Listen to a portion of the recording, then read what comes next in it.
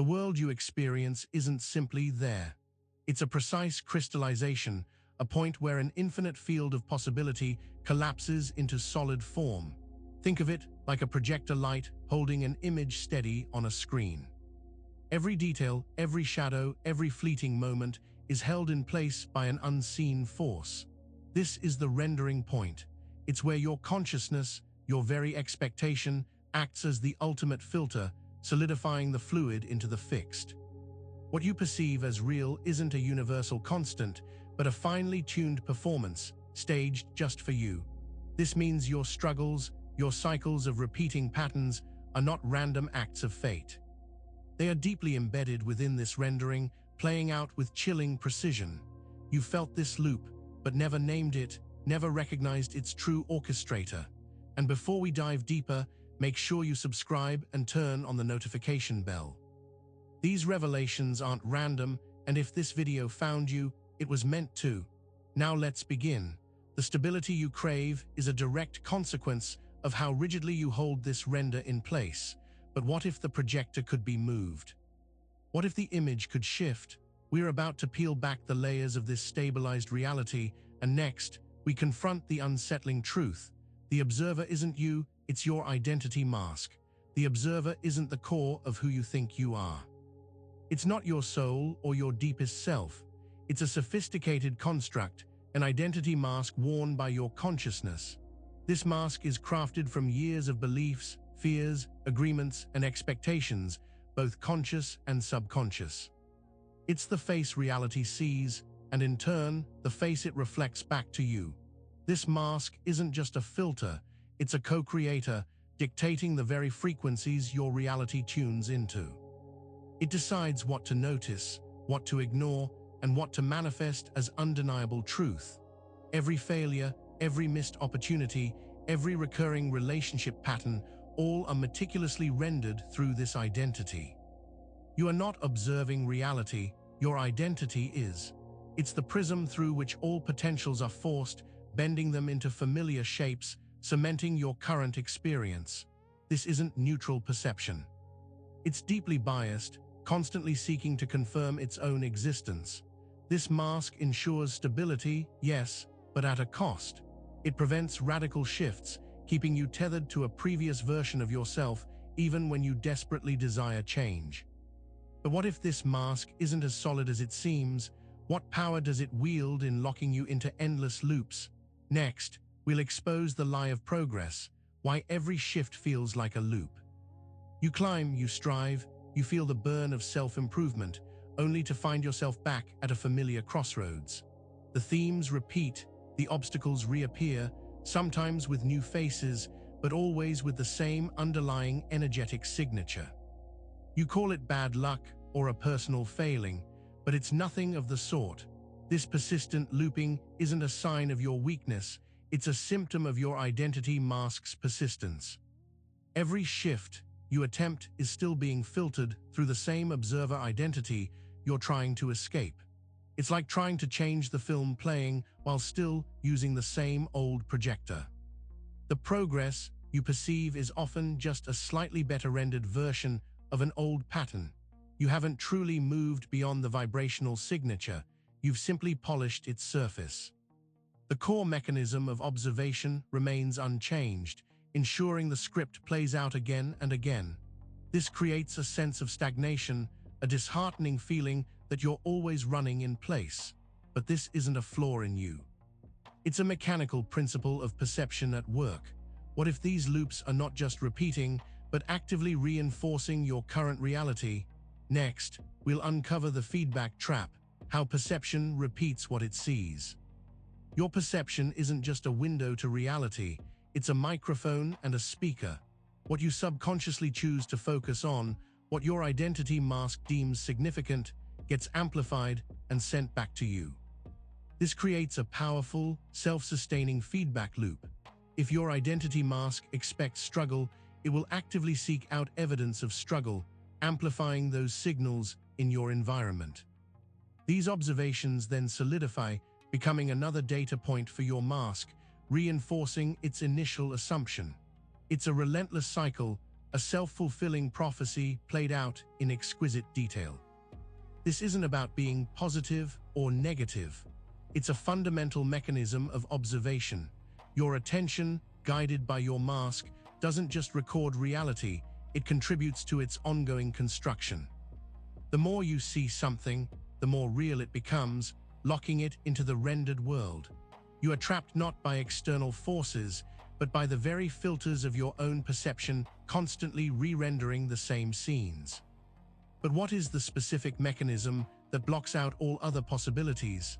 Next, we'll reveal the reticular hijack, the brain filter that blocks new timelines. Deep within your brain lies a tiny, ancient network. The reticular activating system, or RAS. Its primary job is survival, sifting through the torrent of sensory information, deciding what's important and what's not. But for the purpose of manifestation, it acts as a gatekeeper, a timeline bouncer. Your RAS is constantly aligned with your identity mask. If your mask dictates, "I am a person who struggles financially," the RAS filters out every potential opportunity, every relevant piece of information that contradicts that belief. It's like a highly efficient spam filter for reality itself. This isn't malicious, it's efficient. The RAS ensures you only perceive what your core identity deems relevant and safe. It actively hijacks your attention, preventing you from noticing alternative paths, different outcomes, or parallel realities that don't fit your established self-concept. This mechanism ensures your current timeline remains stable, unbroken by inconvenient truths or challenging possibilities. It's why you can walk past a golden opportunity without even seeing it. But what happens when this gatekeeper meets a direct, conscious challenge? Next, we uncover noticing as collapse, the mechanism that finalizes worlds. The act of truly noticing something, of bringing it into sharp, conscious focus, is a powerful act of collapse. Most of your reality hums along in a fuzzy, unobserved state, possibilities lingering, waiting to be solidified. But when your attention lands, with intention and clarity, it forces a decision.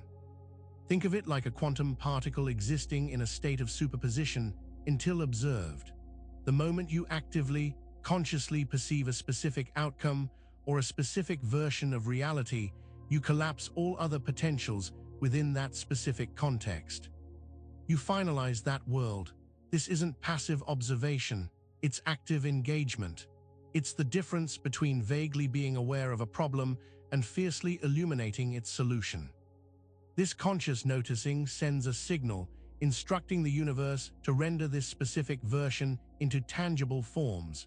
It's how synchronicity truly works, not just random events, but patterns collapsed into existence through focused attention. But what if the identity doing the noticing is still tethered to the past? This brings us to the crucial understanding of the identity lag, why the old you keeps reappearing. You've declared a new identity, set intentions, and felt a genuine shift. Yet days or weeks later, the old patterns, the old thoughts, the old feelings resurface with an annoying persistence. It feels like a betrayal, a step backward. This is the identity lag in action.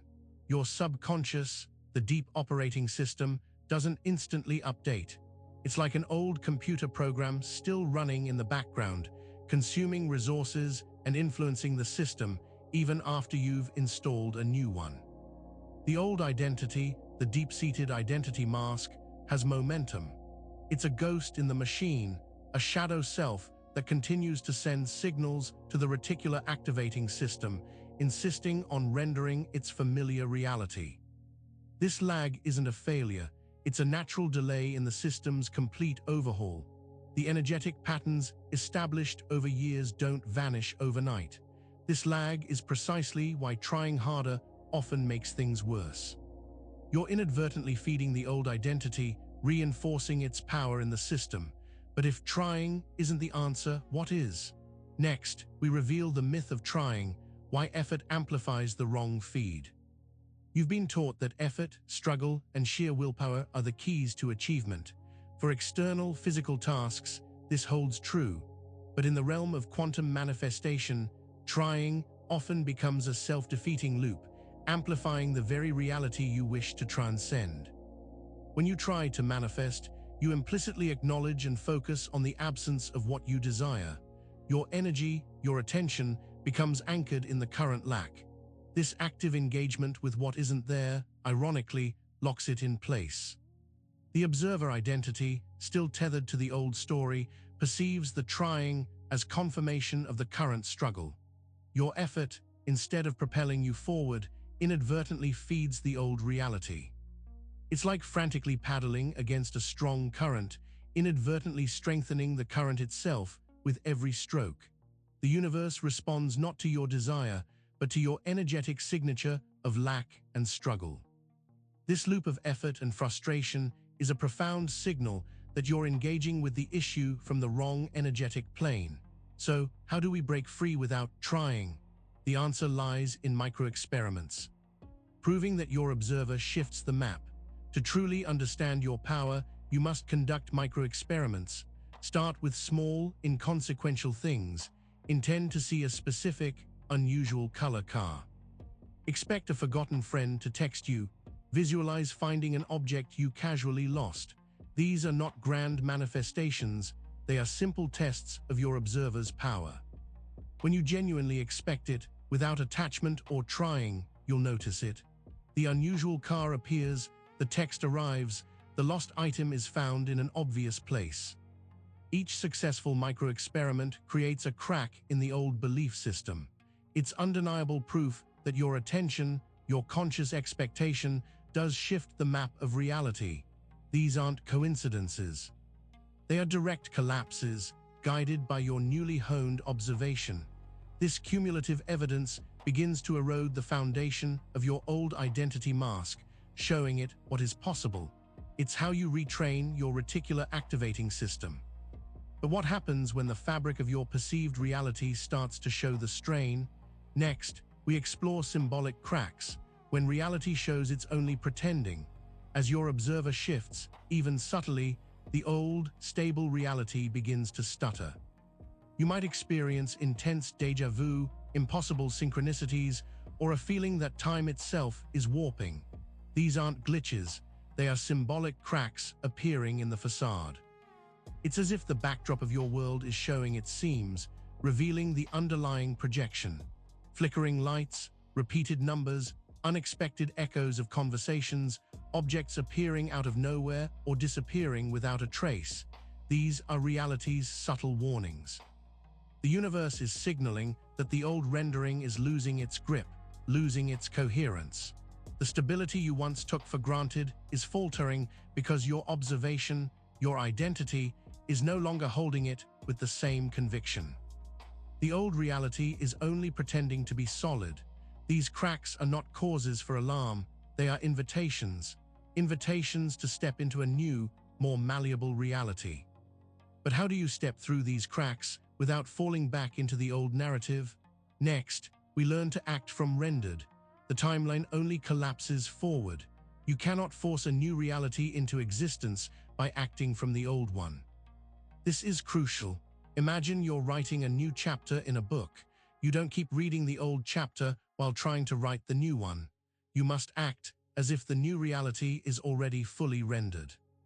This means embodying the feelings, thoughts, and actions of the person who already has what they desire. If you desire abundance, you don't act from the perspective of lack, desperately hoping for money. You act from the energy of inherent abundance, making choices that reflect that truth. This isn't pretending, it's operating on a higher frequency timeline that has already collapsed into your desired state. Your actions become a statement to the universe. This is already done. Adjust my surroundings accordingly. The old identity cannot sustain this new vibration. This proactive embodiment of the future now is what forces the final collapse. It's the ultimate signal to your observer. But who is truly sending these signals? Who is the ultimate orchestrator? Next, we confront the deepest question: who is looking? The final obstacle to reality shift. All this talk of observer, identity mask, and rendering points inevitably leads to a pivotal question. Who or what is the ultimate I that is doing the looking? Is it the limited ego you identify with, or something far grander, far more expansive? The final obstacle to a complete reality shift is often your insistence on remaining tethered to a small, isolated sense of self. This limited ego constantly seeks to control, to figure it out, when profound shifts require a surrender to the much larger consciousness observing through you. You are not merely an individual looking out at the world, you are a facet of a universal consciousness experiencing itself through this unique vantage point. The identity mask is a temporary costume, but the wearer is infinite. When you identify solely with the mask, you limit the power of the observer. This realization isn't just philosophical, it's the key to unfettered manifestation. When you understand the deeper who that is looking, the limitations melt away. This video itself is not just information. This video was a collapse point. You were called to see it. This very video, this string of words, is not merely content you stumbled upon. It is a collapse point, carefully orchestrated by your own higher awareness. The fact that you are here, reading these specific words, means your observer was ready for this revelation. It means the cracks in your old reality have become too wide to ignore. The persistent questions, the recurring loops, the gnawing feeling that there's more, these are the signals that drew you here, compelling your awareness to collapse this particular stream of information into your present moment. This wasn't a random algorithmic suggestion, it was an echo from a future self, pulling you towards a deeper understanding of your own power. You weren't just watching, you were being watched, specifically selected to be here now. You are now equipped with an understanding of the hidden mechanisms shaping your world. The choice is always yours. Continue to let the old identity run the show, or consciously step into the role of the master orchestrator. Make sure to subscribe for more videos and hit that notification bell so you never miss a new video. We'll see you in the next one.